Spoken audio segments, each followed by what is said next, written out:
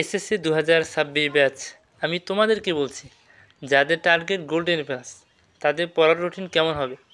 তোমাদেরকে বলছি এবার কিন্তু গোল্ডেন এ প্লাস কোনোভাবেই মিস করা যাবে না, কারণ তোমাদের শর্ট সিলেবাস, প্রত্যেকটা সাবজেক্টে তোমাদের 95, 97, 98, 99, 100 থাকতে হবে।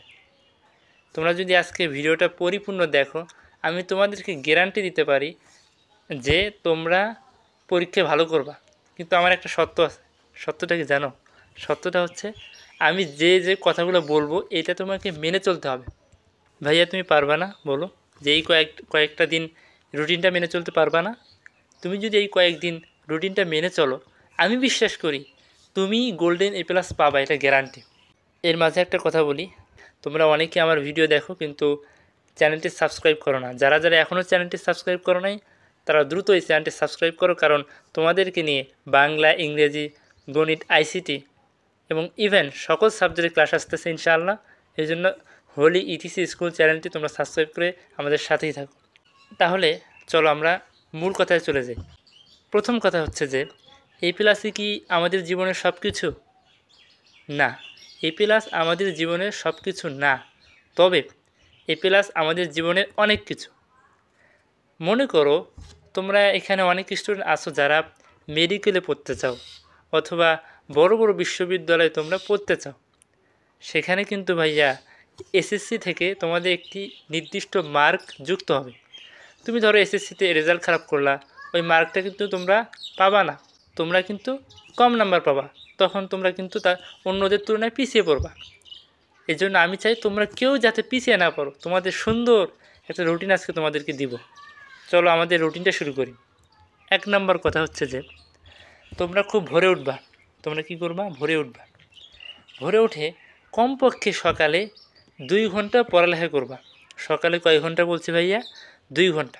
সকালে কমপক্ষে তোমরা 2 ঘন্টা পড়ালেখা করবা। 2 নাম্বার, তোমরা রাতে সন্ধ্যার পরে 3 থেকে 4 ঘন্টা পড়ালেখা করবা। কয় ঘন্টা বলছি? 3 থেকে 4 ঘন্টা।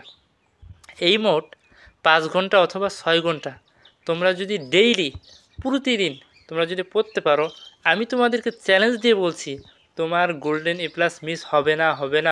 তোমরা যে পড়ালেখাগুলো করবা অবশ্যই কিন্তু বিরতি নিতে হবে। একটানা 2 ঘন্টা অথবা একটানা 3 থেকে 4 ঘন্টা পড়লে কিন্তু কিছু মনে থাকবে না।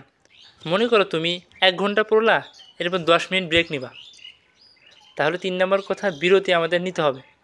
বুঝতে পেরেছ? তাহলে 1 ঘন্টা পড়ার পরে 10 মিনিট বিরতি নিলা। এখন তুমি ধরো বিরতির সময় মোবাইল টিপলে হবে না। বিরতি নেওয়ার পর তুমি একটু হাঁটাহাঁটি করলা, একটু হেঁটে আসলা, একটু পানি খেলা। বুঝতে পেরেছ? আবার মোবাইলে যেও না। এই যে 6 ঘন্টা পড়ালেখা করবা, এর মধ্যে মোবাইল হাতেই নিবা না।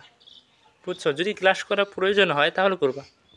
আচ্ছা, এরপরে 4 নাম্বার, চ্যাপ্টার শেষ করার কিছুদিনের মধ্যে সব কিছু ভুলে যাই। এর সমাধান কী? আমরা অনেকেই একটা অধ্যায় শেষ করছি, এই 1 সপ্তাহ 2 সপ্তাহ না যেতে আমরা অধ্যায়টা ভুলে শেষ। এটার সমাধান কী? তাহলে শোনো, যে একটা অধ্যায় যখন পড়বা তখন তুমি নিজেই নোট করবা, কারণ নোট নিবা না, কোনো স্যারেরও নোট নেওয়ার কোনো প্রয়োজন নেই। তুমি নিজে নোট করবা। তুমি যে নোটটা করবা এটা তোমার মতো করে হবে। তুমি যে এটা বুঝছো ওইটাই কিন্তু তুমি নোটে লিখবা, তোমার নোটটাই হবে সেরা।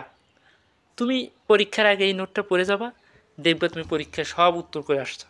তোমার মতো করে তুমি লিখছিলা, এটা বুঝতে পারবা। অন্যজনের নোট সে অন্যভাবে লিখছে, তার মতো করে লিখছে, এটা কিন্তু তুমি বুঝতে পারবা না।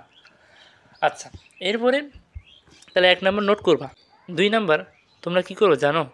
তোমরা সপ্তাহে যে পড়াগুলো পড়বা এইটা বৃহস্পতিবার এবং শুক্রবারে তোমরা রিভাইজ করবা। কি করবা? রিভিশন দিবা।